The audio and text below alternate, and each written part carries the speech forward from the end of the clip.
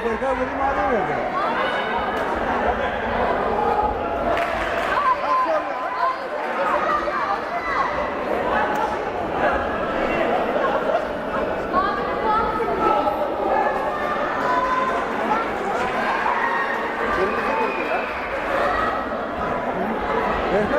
Biz vuruyoruz 3 puan öbür tarafa çıkıyor. Çok ilginç ya. Çok ilginç ya.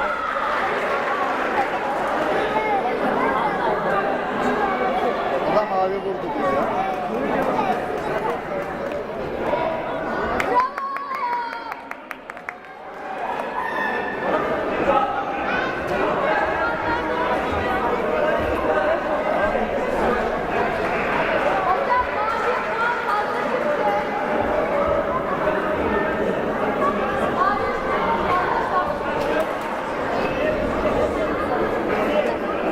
Bir puan nereden geliyor? Doğru diyor. 2 puan ver o zaman. Evet. 3 puan nasıl çıkıyor? Kapıya vurmadı.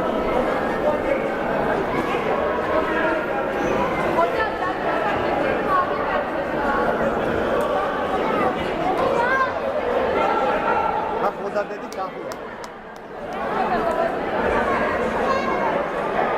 O da diyor ki, hoca da diyor ki haklı.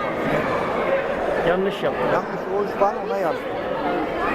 3 puan silecek